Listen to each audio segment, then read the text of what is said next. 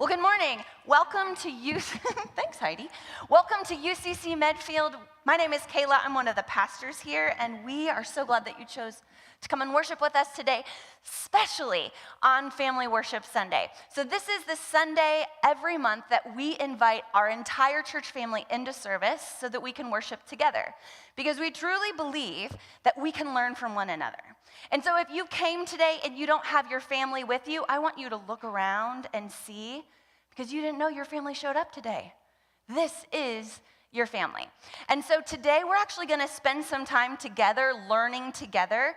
And if you're over 4 foot tall, let me challenge you. You might learn something pretty outstanding from somebody that you maybe don't think you will. In fact, we don't believe in a junior Holy Spirit. So we assume that we'll learn from the people who are sitting around us. So today, I need you guys to get close. Make sure that you are sitting near someone. If somebody is sitting not near anyone, move toward them. Don't make them move, but you want to be close to somebody else. When you walked in today, hopefully, at least one of you got these right here. Is anybody missing it entirely? Yeah? Will you help me? Oh, perfect, thanks. Okay, perfect. All right, so today we're gonna start out with our passage of scripture that we find in Mark. Now, Mark is in the New Testament, which is the second part of the Bible, and Mark is one of the Gospels. The Gospels mean good news, and it is good news. The Gospels all tell the story of Jesus while he was here on earth, his life, his ministry, his death, his resurrection, all of that. But today, we're right in the middle of his ministry. So but right at the beginning of the book.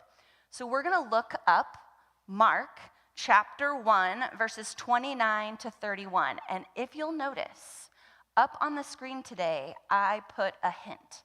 There are adventure Bibles in the pew back in front of you. And that number up there, that 1209, that is the page number for Mark chapter 1, verse 29 through 31. So what I'm going to have you guys do is I want you to get with the people around you. This is your work, okay? So you guys will read that passage together, and then I'll ask you a few questions about it. Are you ready? And go.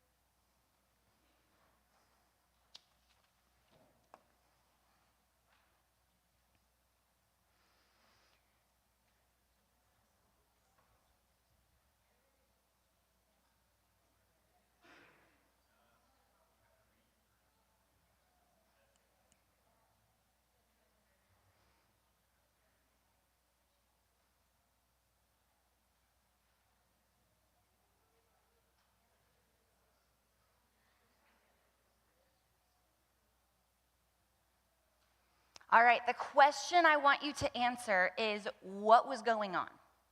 What happened in this passage? It's just a few verses. Yep, Brandon. Mm-hmm.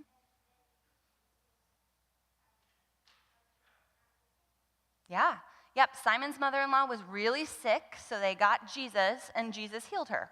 Perfect. Next, the next passage you're going to read is right after that. It's verses 32 through 34. And again, you're trying to figure out what is going on in this passage. Go ahead.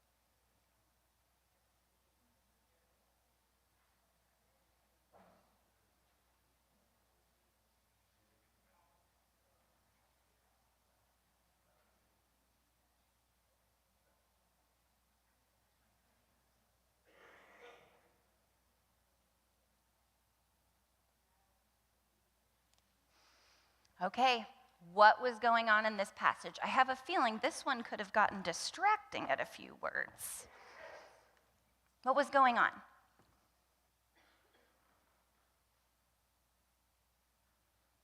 Are you afraid to say demons? Because I kind of got distracted with that too. Well, right here it says, that evening after sunset, the people brought to Jesus all who were sick. They also brought all who were controlled by demons. So, in general, what happened here is people knew that Jesus was helping people. And so if they had someone that they loved, their friend, who needed help that they couldn't do, they brought them to Jesus. Does that make sense? Okay. And then we see what Jesus did. All the people in town gathered at the door. Verse 34. Jesus healed many of them. They had all kinds of sicknesses. He also drove out many demons, but he wouldn't let the demons speak because they knew who he was. I want to tell you a little trick. When I'm reading through the Bible, I want you to know that I believe that the Bible is how God reveals himself to us. It's a really cool collection of books with some people, like Mark, who walked with Jesus, who knew him well, and wrote down his story. I think all the words in here are important. And I think sometimes we can get caught on the ones that don't quite make a lot of sense to us right then, and then we can completely forget that we understand what was happening. Does that make sense? So in this case, with demons, I'm not going to go into a lesson today about the possibility of demons and what that might have meant in first century and what we should do about that now, nor are we going to have a workshop on exorcism. We're just not going to do that, okay? But we do know that when people thought their people were sick or were being afflicted, right? When something was wrong that they could not figure out, what did they do?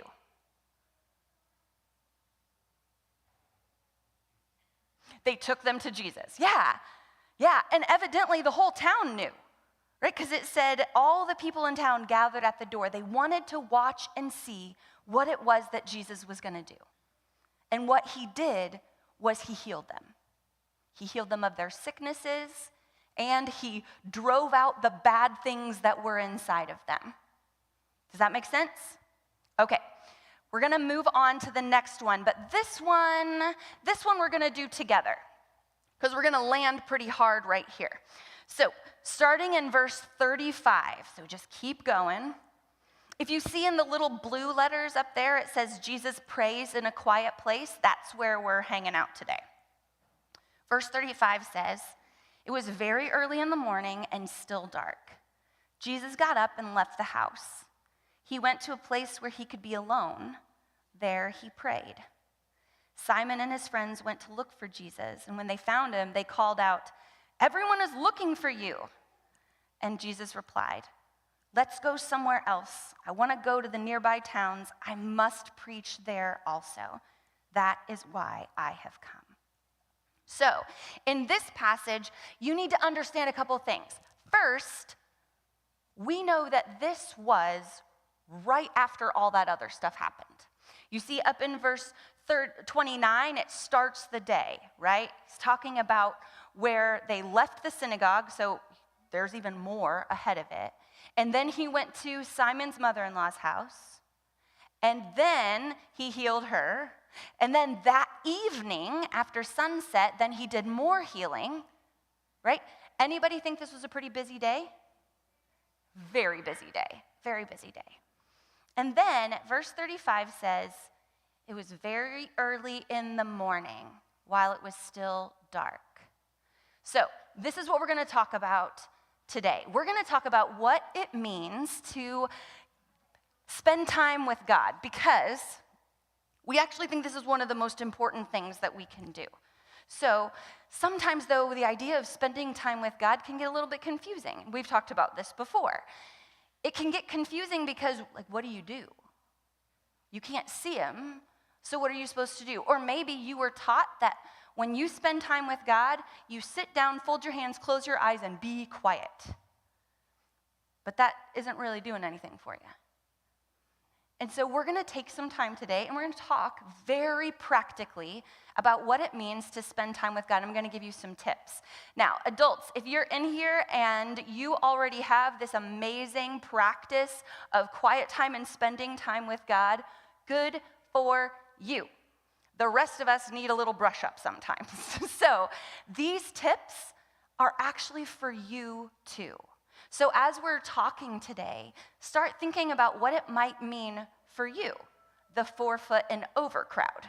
What would this look like in your life? Not just for your shorter friends, but truly, what does it look like for you? So I'm going to ask, kiddos, will you come up here with me? Up here on carpet number 2 and 3. Thank you so much. I appreciate it. I didn't want to be up here by myself. All right, come on up.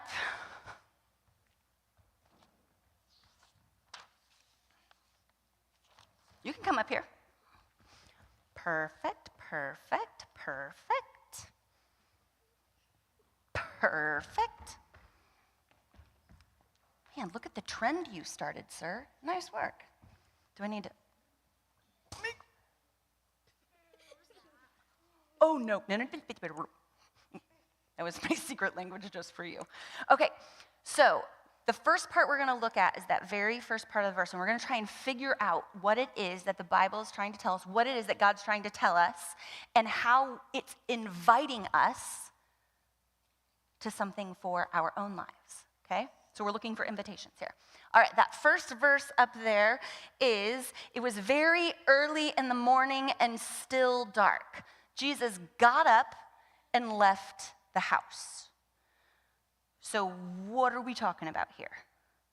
Jesus did what? This is actually not a trick Bible question. It's actually just regular old question. What is it that Jesus did? He left the house. When? He got up really, really early. So, question, do you think that what God is trying to tell us in this verse is that we have to get up while it's still dark and leave the house so that we can pray? No. Yes? No. I'm going to go with, I hope not. Okay? No, but what might it mean? Jesus put this time, the time he was going to spend with God, where did he put it in his day? At the very beginning. So does that mean it has to be the very first thing you do when you wake up? Maybe. Nah. Here's what I think it means, and you tell me if you think this works. I think Jesus was showing us that spending time with God can be a priority. Do you know what a priority is? Yeah. Yes. Can you tell me what is a priority? It is hard to explain. You can phone a friend. A thing you do. It's like a have to. That's a great way to describe it. Yep. It's like a have to. Not like a meh. You got to do it. Now, is anybody making you do it? No. A have to. Yeah, you made it a have to. And so what I want you to hear is that there is no sticker chart in your relationship with God. You don't get a sticker every time you, because you know how you get a sticker when you go to the dentist office? Do we not do that anymore? We do. We do? You need to find a different dentist. Right. You do? Thank goodness. Okay. What about the doctor? Do you get a sticker when you go to the doctor? No. What? Parents, this needs to become legislation. I don't even know. So I used to get stickers when I went to the dentist or went to the doctor, or frankly, when I went places that I didn't really want to go. And so, well, not every time. But that's not what spending time with God is. It's not like going to the doctor. It's not like following the rules. It's a have to because we want to, okay? So spending time with God can be a priority. We can put it in first. If that means that you do it first thing in the morning, awesome. If that means that it's the last thing you do before you go to bed because that's the time that you can set aside for God, that's perfect. If it's at lunchtime, Some people do that. Or if you just set a timer on your phone, what am I even talking about? That was for you guys. Set a timer on your phone. None of you. Not a phone. You can just go set alarm clocks all throughout your house and see if your parents notice, okay? So set an alarm, have a time that is your special time with God, which leads us to the second one. Well, I could set a timer on Alexa. Yes, that's perfect. Actually, genius pro tip. Fuzzy just said, I can set a timer on Alexa. That's actually brilliant because then you can just say it, right? How would you set a timer on Alexa? What would you have to say?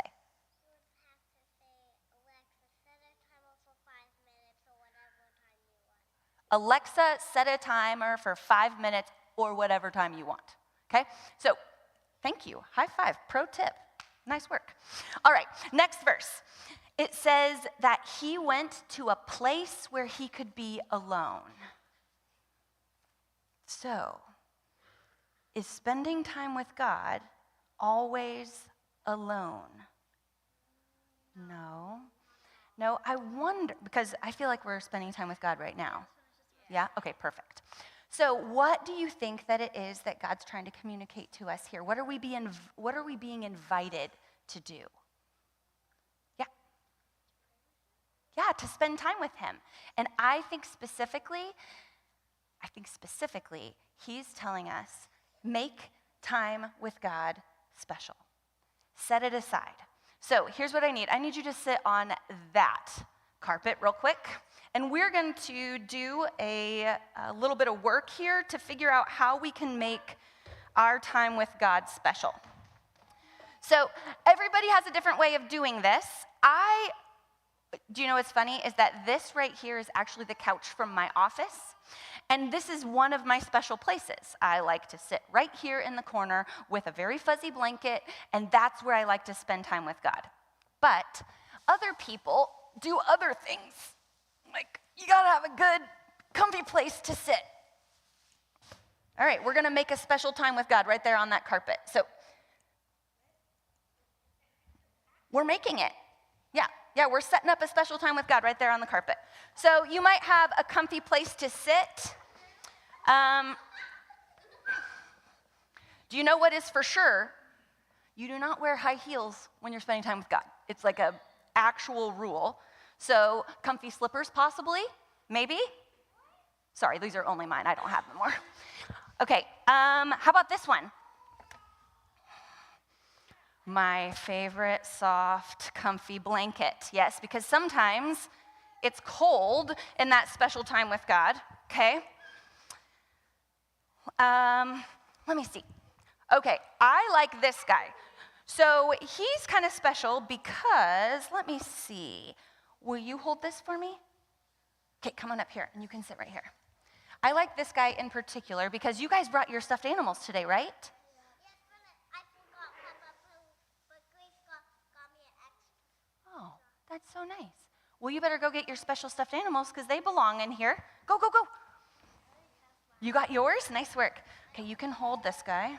See, he's heavy, isn't he? All right. Okay, we've got more.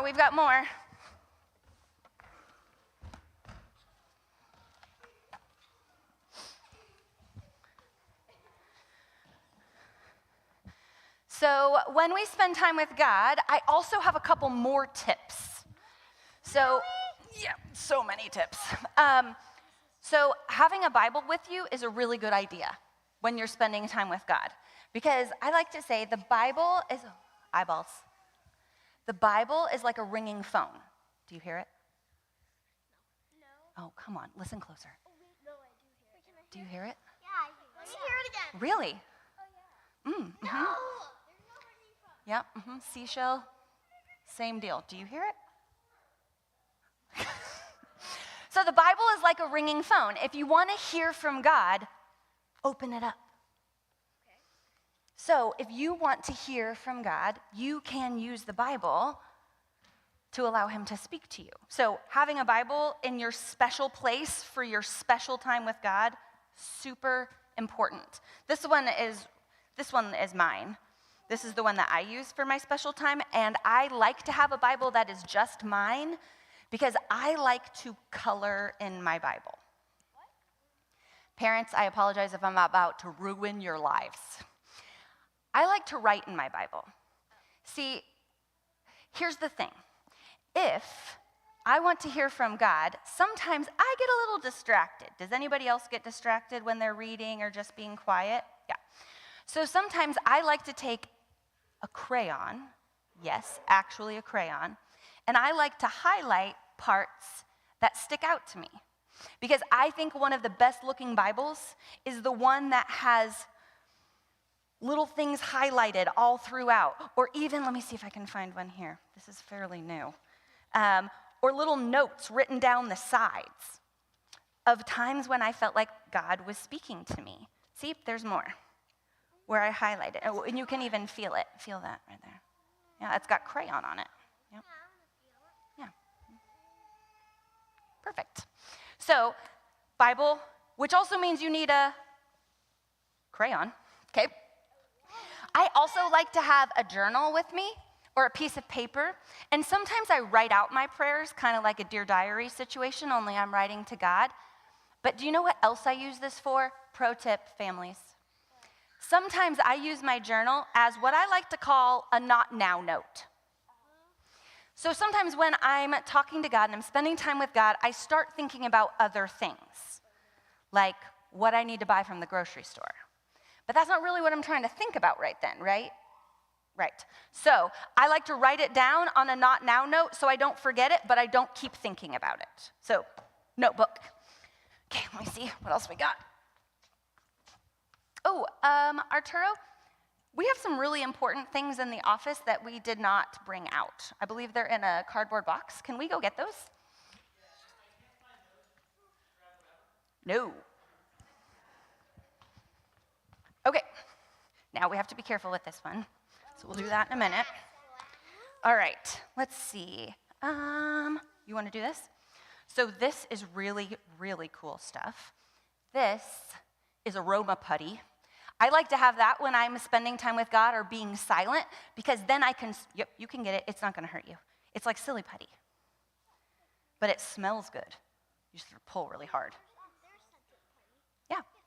So sometimes even while I'm praying, I like to move my hands because, again, it's hard. What are these? Rocks? Yeah, they look like things that maybe you guys did. Yeah? What, this? No, this. Right, yeah, I'm not there yet. We're looking at rocks. What these are? Kindness rocks. Reactions to make you feel good? And it's a whole basket. It's a whole basket of them. That's right. So I like to use, again, this is more things to help us remember what it is that we are doing. So we use rocks to remember. Maybe you paint rocks. Maybe you paint rocks for a friend. Like that one, you think? And then we have this guy. And you said you know what this one is? No. This is a prayer square. So if you see this is our Knitting for Others ministry has made these prayer squares. And it has a poem with it. Can I read it to you? Yes. It says, lay this softly upon your palm. Feel God's grace, his love, his calm. Lift your cares and joys in prayer, drawing peace from, oh, you already have one. Drawing peace from this little square. So it's a way that you can, again, use your body to help you stay focused. And this is a really beautiful gift because while the Knitting for Others people were knitting these, they were praying for the person that would hold it one day. And so it's a really cool way to connect in that too. Still no Arturo. Okay. It is a lot of stuff. Oh, hey, remember that big sound that you heard? Yeah. Yep, that was glass breaking. So I don't suggest a glass timer. I suggest Alexa because she doesn't break like that. All right, there's a couple more things. Because Arturo's still not here. That's right. All right. Do you know what these are? Do you remember these? Anybody? Sorta, sorta, sorta. So these are our what a prayer cards. They are definitely not. Nope. Not even kind of. That took you forever. Yeah, it did. What do you mean? That took you forever. Like, I don't know what you 24 were seconds. thinking. Hammers? Did you go to my office? And then I went to all the offices. Oh my gosh, did you take all my stuff out of the... Well, mostly I took it from Liz's office because she can't be here today. Okay, So anyways, I'll put it right over here. that's great. Thank you. So, perfect. Okay, so we do need these, and we actually have a gift for you to take home to help you work on one of yours. But really quickly, your gift, whenever we find it, is Fire. your gift is fire. Fire. No, your gift isn't fire. Don't worry, parents. So, your gift is a tiny little battery-operated candle. Because all through the centuries, the church, Christians, have used a candle as a reminder that God is with us. And so when I sit down to have time with God, my special time, my priority time, I like to light a candle to remember that God is with me. And then finally, this. A radio, yeah. Well, this is actually a Bluetooth speaker, but yes, music. So shiny and old and tiny and It's amazing. and cool. Yeah. So sometimes I use music to spend time with God because that's a really good way for us to hear from God as well. So that's what we're going to practice right now. But first, I want to ask you one thing. Okay. Don't mess with my fuzzy blankie. Okay, so there's one more thing I need you to know about your time with God. You need to make your time with God a conversation. Do you know what a conversation is? Yeah. Yes. What is a conversation? Let's see. Yes. Conversation is something that, like, When you talk to somebody, is there another part? You got the first part. Perfect. What's the second part of a conversation? And they talk back. Yes. And, nope. You're doing so well, though. We just don't know where they are. Awesome. Thank you so much. I'll find them. Because you know it's not really lost until mom can't find them.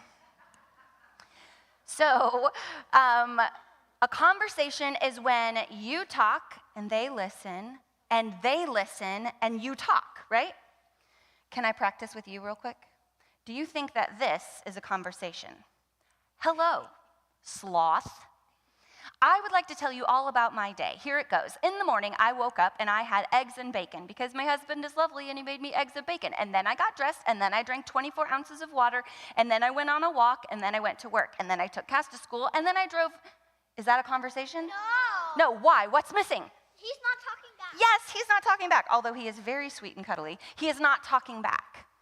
So, when we spend time with God, we need to make it a conversation, which means we have to talk and we have to listen, both. Yeah. But what if I can't hear God's voice? Like I didn't hear God's voice like you hear my voice, right? Not usually. So how can you hear from God? Go in a really quiet spot and where nobody is. You're sure that nobody's gonna go in and disturb you. Yeah? And you just talk Yeah? out loud or in your mind, and then God speaks. Yeah. I love that. It is a conversation with God. That was really beautiful. So you'll have to correct me if I'm wrong, okay? First, you go and find a very special place where you're not going to be disturbed. And then you get really quiet and you can talk out loud, or you can talk in your head, right? and you talk to God, what do you tell him? All the things, right? Anything you want, right? And then if you be really quiet and try to listen, Hmm. maybe God will talk back. And if you're really quiet and really listen, maybe God will talk back. Yeah. I wonder what it would feel like for God to talk back to you. What do you think that might be like? What do you think that might be like to hear God talk back to you? Weird? Yeah. Do you think that it sounds like, hello, child? Yes. Yes, I do. So that's never what it sounded like for me, just so you know. In fact, I've never heard it with my ears. God has never spoken to me in a way that I heard him with my ears. But I often find a place where I know I won't be disturbed, and I get really, really quiet. And I tell God a lot of things. And then I listen. And sometimes what happens is nothing.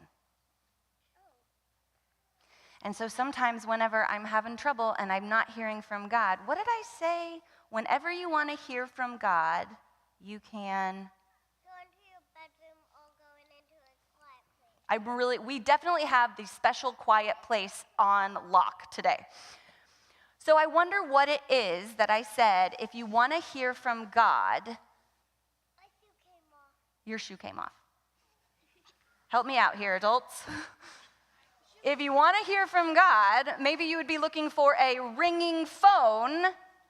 And when you find that ringing phone, right up here on my head, what do you think you do? Yes, you can pick up the Bible and listen for God. I'm glad that's the part that we were not sure about today. Great. So here's what I need. I need you all to stand up right where you are and drop everything in your hands. In fact, put your hands on your head. Stand up and put your hands on your head. Oh, the stand up part is really important. Stand up part. Very nice. Now, you are talented. Now, I need you to, if you look down and you don't have shoes on, but you did have shoes when you came up here, you should put your shoes on. Or at least catch them. Great. Perfect. And now, if you brought your stuffed animal with you, go ahead and pick that up and put it on your head. Thank you very much. All right, your stuffed animal, put it on your head if you have one. Oh, you had one the whole time and I made you hold mine? I'm so sorry. Here, try that guy. Thank you very much.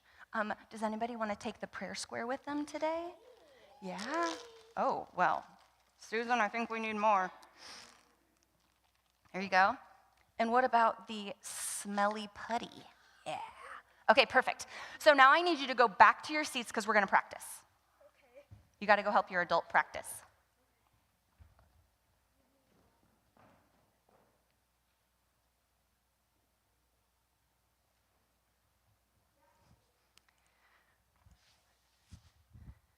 Not too shabby. We only have one coat left. Is this yours? Oh, no, you can hold it. Yeah, you can hold it. Is this your coat, too? Oh, okay. Perfect.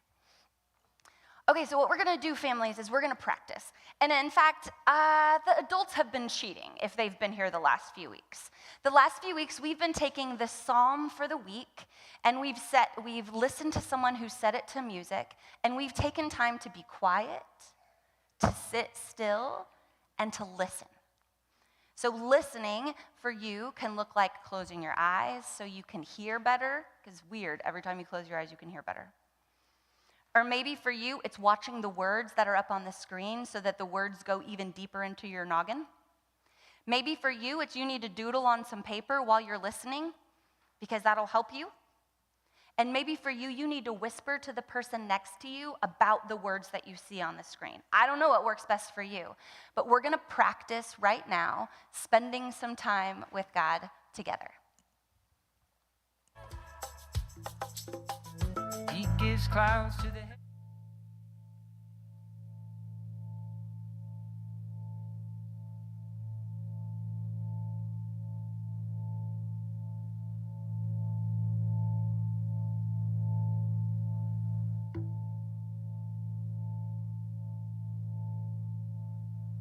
How good it is, how good it is to sing praise to our God.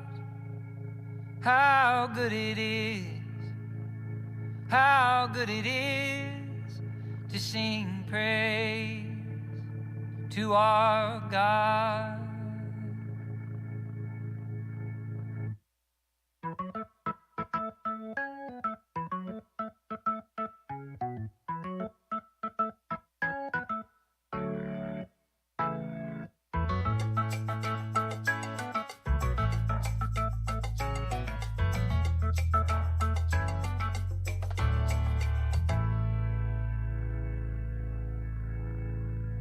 Oh, how good it is, how good it is to sing praise to our God.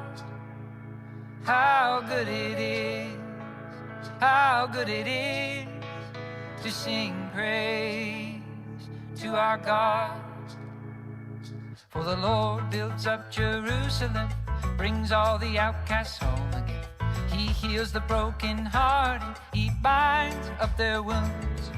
Every single star he's counted them, how great his power abundant. Understanding beyond measuring, he lifts up the humble, casts the wicked down. How good it is, how good it is to sing praise to our God. How good it is, how good it is to sing praise to our God, God, God, God. He gives clouds to the heavens, brings up the grass on the mountains. He gives food to the animals when they cry, he feeds their young. Oh, he takes no delight in the horse's strength, takes no delight in a man's legs. He takes delight in those who fear him and hope in his love. How good it is, how good it is to sing praise to our God. How good it is, how good it is to sing praise to our God. How good it is, how good it is to sing praise to our God. How good it is, how good it is to sing praise to our God.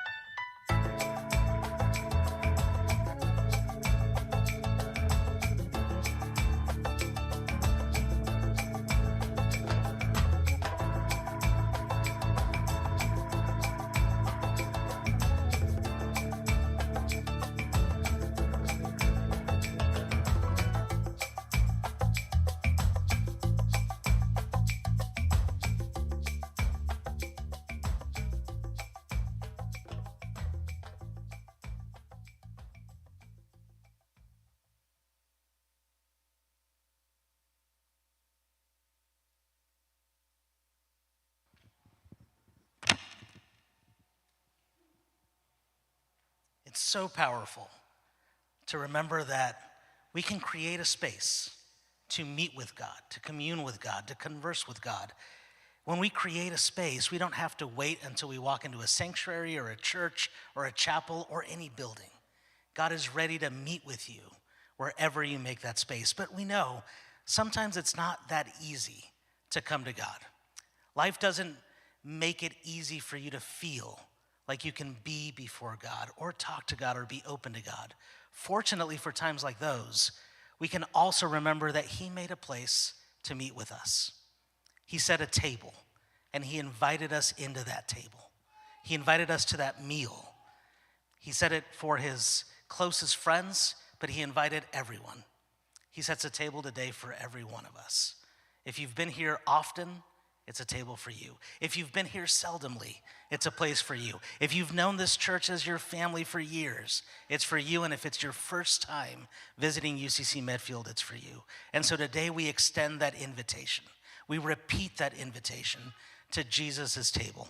We'd love to serve you communion today. We'd love to serve you what Jesus called his body and his blood, broken and spilled for you, as a remembrance that he is always ready to meet and gather and commune with each of you. So today, no matter where you're coming from, what you're feeling, what you're going through, what you've done, what's been done to you, this table is for you.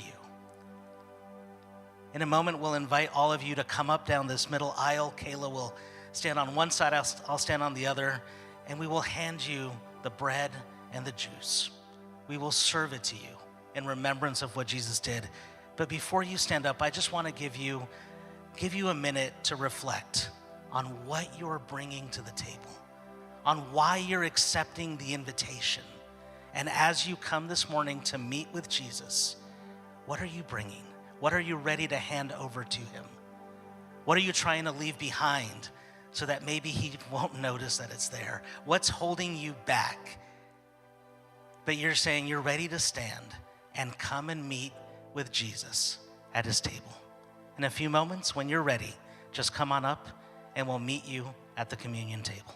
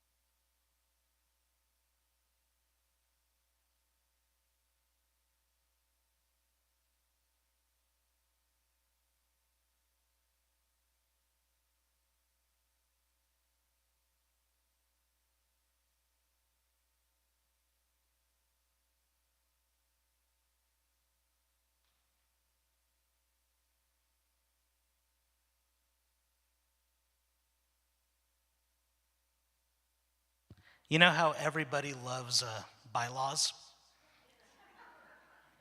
The bylaws of our church, they prescribe that at least once a year, the congregation, the people of our church gather with two primary purposes: to celebrate the ministries of the previous year and to discern the leading of God's Spirit for the upcoming year. Any idea what we call that once a year gathering? What do we call that? Annual meeting, right? Just because we thought we should give it an inspirational name.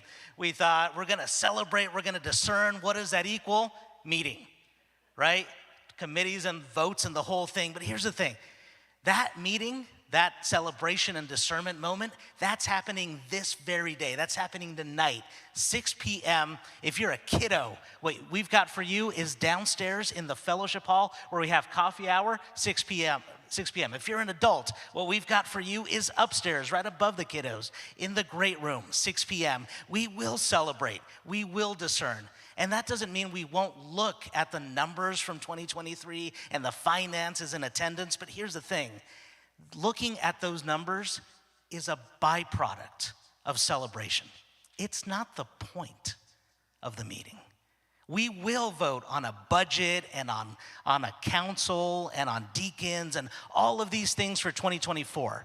We'll vote on those business matters, but here's the thing.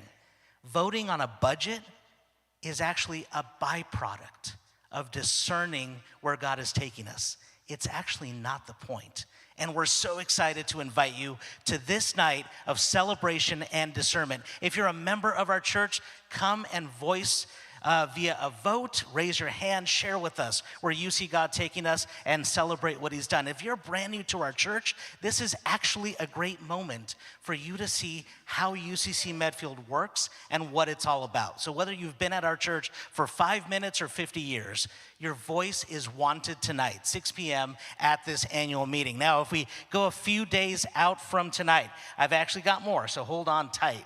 Grief share. We know that life has moments of loss, moments when you're grieving something so deeply, and yet God knows, of all things, God knows it is not good for people to be alone. We don't want you to grieve alone. We want you to share your grief with others who are with you. We have a group especially for that, a community especially for that, and that community begins to meet on Tuesday, February 6th, 7 p.m. Upstairs in the parlor is the first gathering. You can find out more on our website. Look that up. We really invite you to share your grief and help us walk alongside you. Next Sunday, a super cool event going on. It's called the Winter Walk. That means that our church is going to walk to raise awareness and raise funds to eliminate homelessness in the greater Boston area. Now, you might be thinking, wait a minute, 8:30 a.m. to 11 a.m. Does that mean that our church is not going to be worshiping next week? That's not what it means at all. It doesn't mean that some people from our church are going to go and do missions and some people from our church are going to come and do worship. What it means is that next Sunday, our church is spreading out across the greater Boston area to restore justice and pursue God at the same time. Whichever one of those God is calling you to next Sunday, please say yes to that invitation and step in. If you decide to do the Winter Walk, it's a little bit different time than usual. Like I said, 8:30 a.m. meeting on the steps of the Boston Public Library. We'll gather up as a UCC Medfield group. You do need to sign up online so that we know who's in that group. And if that 8:30 in Boston in the cold is a deterrent, remember the alternative is to hear Kayla preach. But if you decide to not hear Kayla preach, you've got to walk 2 miles with me. So really, it's a no-win situation for you. Beyond that, Lent begins on Ash Wednesday. That's February 14th. So woohoo, happy Valentine's Day, everybody. We've got the room open, the sanctuary. That's what this is called. The sanctuary is open for you. We want to create a space for you to meditate, for you to reflect, for you to receive ashes as a sign that you are communing with God and entering the period of Lent. So that's going to be on February 14th, right here in this room. We prepare to receive God through the season of Lent and everything that God's got in store for us there. Beyond that even, my favorite event of the entire year, the UCC Medfield Women's Retreat. Right, fellas? It's an exciting time because, We get to worship in here like fellas do, right? We'll grill some steaks in the sanctuary. We'll throw some punches. We'll play rock music, and I'll probably ride my motorcycle in here that day just to feed all of the stereotypes. But the real meaning of that weekend is that the women of our church are going to intentionally, deliberately go spend time to pursue God, build community, and restore justice together. It's going to be an amazing weekend, March 16 and 17. You all get to go down to a place called the Nantasket Beach Resort in Hall, Massachusetts.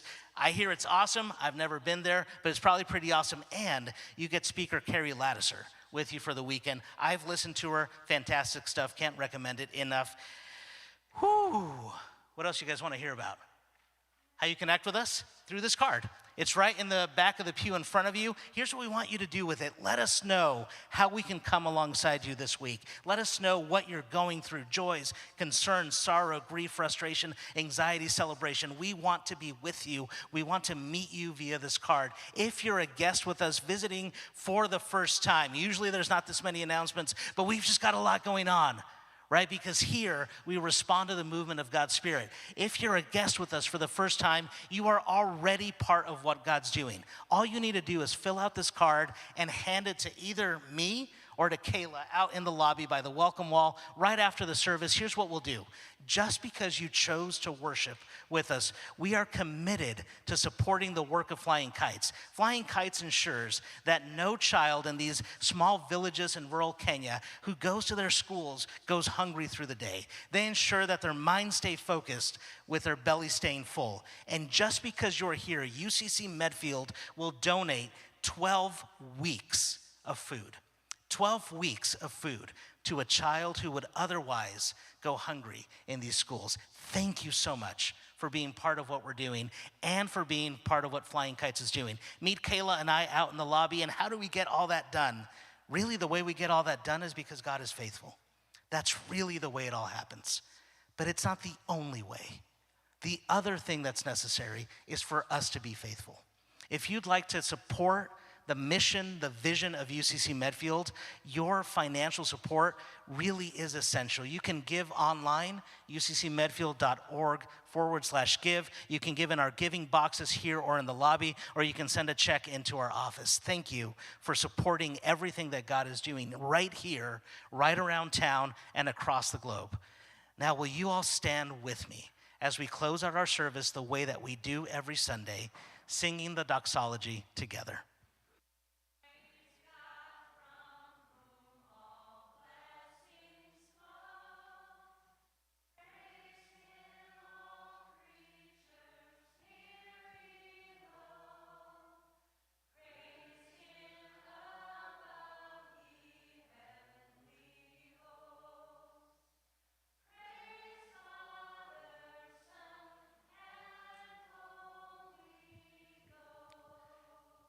Guests, we'll see you in the lobby. Everyone else, let's go get some coffee in the fellowship hall. All my shame, it's in the river. It's in the river.